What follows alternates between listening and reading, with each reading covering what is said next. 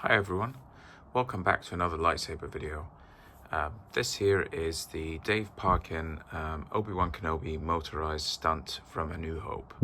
I recently just received this.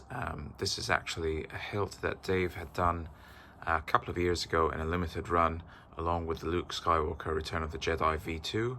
At the time I decided not to take this, but I'd always wanted it really since then. It was kind of a choice at the time for financial reasons. I could only afford one of the two hilts, so I wanted the Luke V2, so I went with the Luke V2 at the time, and I missed out on this unfortunately. But I did really want it, and it was only recently that I found one of the admins on a Facebook group very kindly sold this to me. It's his personal one. It's brand new. He's hardly touched it really. So yeah, I got it at a really good price, and I just thought I'd just go through with it. Just talk a little bit about the history of the prop and the few modifications I made to it, and yeah, just see it in action with the blade as well. So it's nicely painted by Dave. I'm just going to do a quick overview first of all.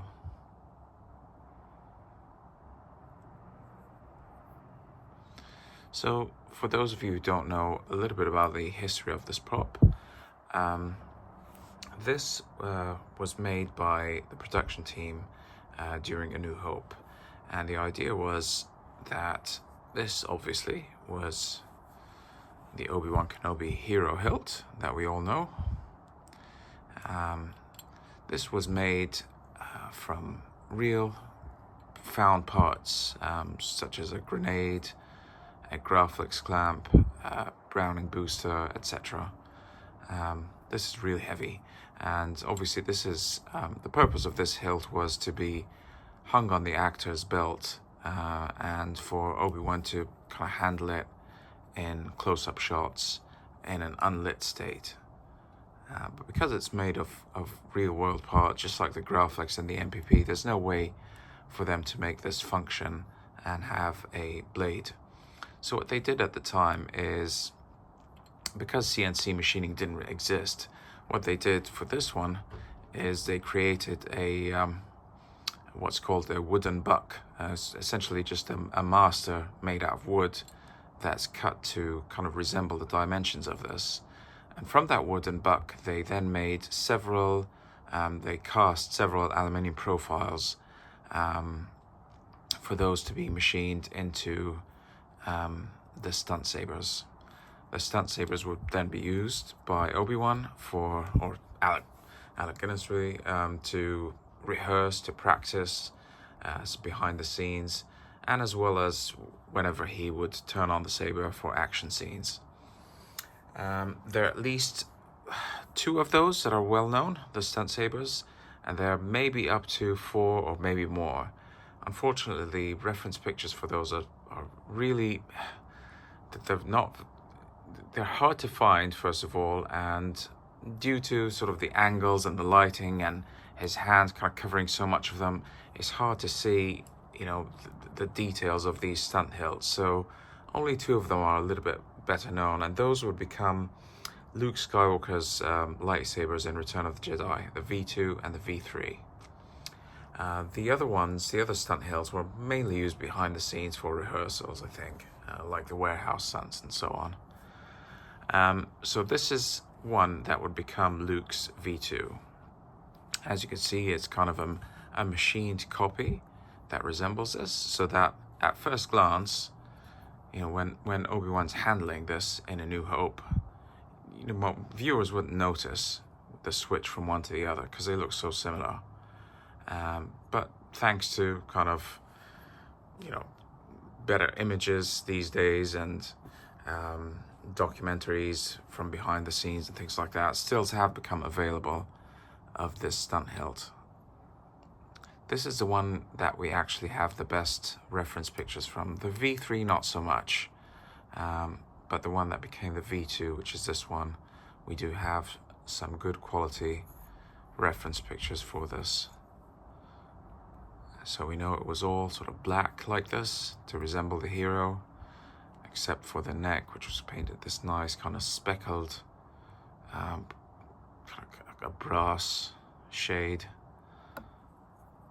And it had a Graflex clamp as well, just like the hero with the bubble strip. It's unknown whether it has the transistors or not. I chose to put them on because, again, in most of the reference pictures, he's sort of covering that area, so you don't know what's going on. The best evidence that this became the Luke V2 was this mystery lever here, which is not a Graflex lever. We don't exactly know what this part is. And also the fact that it's missing the sidebar here. I have seen some Fulmer Graflex clamps mainly that come like this. They're just missing the sidebar for some reason. So yeah, you know, the Luke V2 looks exactly like this. It's also interesting to compare it side by side with the V2. You can see the dimensions are a perfect match. So here they added gaffer tape at some point in post-production, but it's the same clamp, same lever, missing sidebar, same booster section, and the pommel cubes, they match down to this mystery machining mark down here, this circular machining mark. That's also present in the same pommel cube on the V2. So we know for a fact that this was reused in Return of the Jedi to become Luke's belt hanger, the V2. I think what happened is, I don't think this is a kind of natural aging of it over the next 6 years. I think they intentionally tried to kind of scratch off and remove that black paint as much as possible. So it would become more kind of metallic looking and more kind of Luke-ish than all black, and sort of less like Obi-Wan's.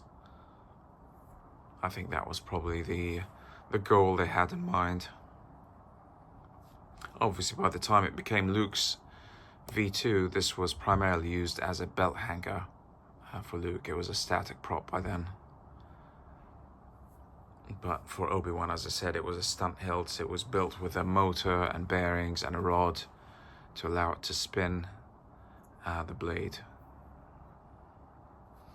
The other stunt hilt that was created from the same master, really, from the wooden buck. As I said, it was cast into several different aluminium profiles. The cleanest looking one became this one, but there was another one that became the V3. This is Luke's V3.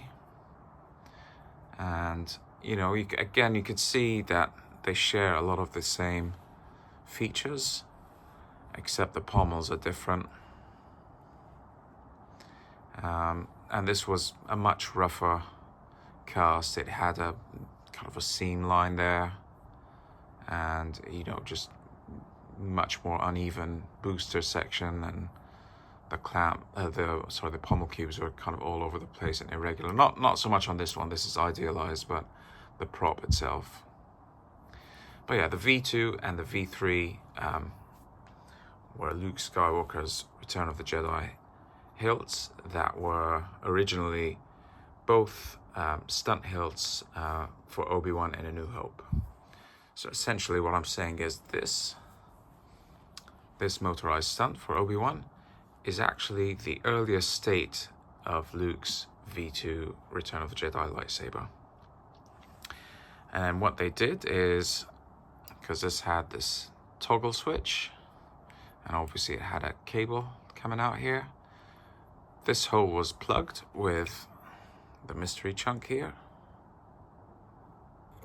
and the toggle was filled with the cone knob. It only looks different because the pommels are kind of rotated, but they can line up. But it is the same one. And that's it, really. So all they did was they just kind of tried to remove some of the paint. they put a cone knob and a mystery chunk, and at some point in Return of the Jedi, they remove the bubble strip and put on this, again, this unidentified PCB board. Okay, so that's about the history of the prop.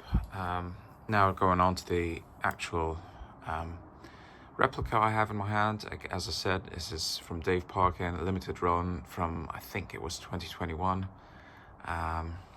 It's motorized, it's fully motorized, so there's, as you can see, the rod that spins, and inside there's a motor and some bearings, and the cable comes out which connects to a battery pack like this. So this battery pack comes with it. It's really nice. It's got like a little belt clip. This takes 8 AA batteries. All we do is we plug it in.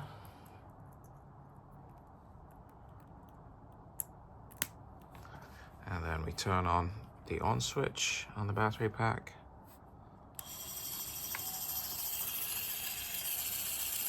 And it's this switch that controls it.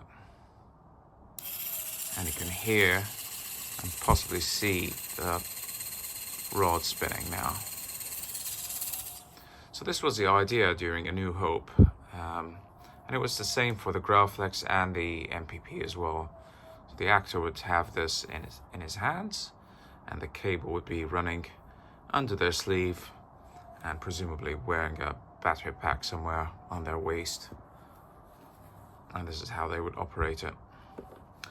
In terms of the blade, this blade didn't come with it. I sourced this blade from Tom Delmont.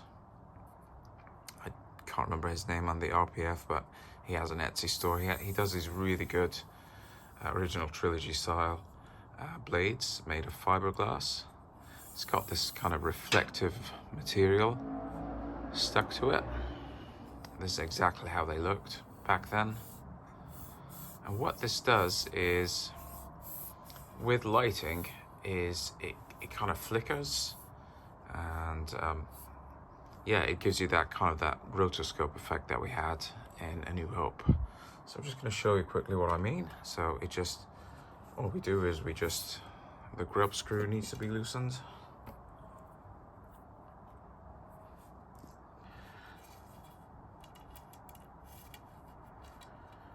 And then that goes directly on top of this rod here.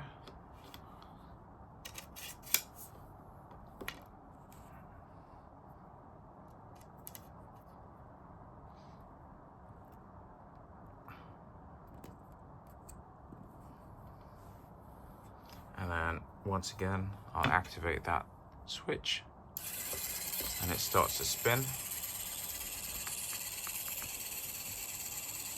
Now, this doesn't look like much in this lighting. It looks dark and black, but I did try it with, I filmed it yesterday. I literally just shone the flashlight on it from the phone and filmed it with the flash on, and you could tell it's much more kind of bright and luminescent, and has a really nice rotoscope effect. Just like in A New Hope. And all they did after that in editing was they just painted them blue and red. And that was the technology in A New Hope. Later in the 2 next movies, in Empire and Return of the Jedi, they stopped using these motors for various reasons. I think they were just too much of a hassle and they broke down a lot. So they figured out a way to do just a static rod, and then they would do all the effects in post-production. Thanks to ILM. But yeah, so for A New Hope, this was very much still the technology. It was a practical effect. The blade would be attached to a stunt hilt. The stunt hilt inside would have a motor. This would be connected via cables to a battery pack externally, and the actor would then activate this via a switch. And this is exactly what they did for all 3 sabers, for Vader, Obi-Wan, and Luke. So yeah, that's about it really. This is the motorized stunt for Obi-Wan Kenobi from A New Hope. It's an interesting prop due to its lineage, due to it being kind of a copy of Obi-Wan's hero and resembling it, but also it is actually the first state of Luke's V2 saber in Return of the Jedi. So side by side they look really cool like that. And that's really the reason I wanted to add it to my collection, is because I want to have kind of all of Luke's lightsabers if possible, all of Luke's kind of hilts from the original trilogy with their kind of proper lineage. So yeah.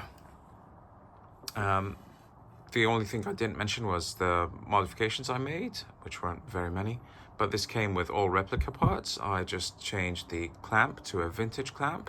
So this is a vintage Graflex clamp. The lever is from Wanawanga, as this has not been identified.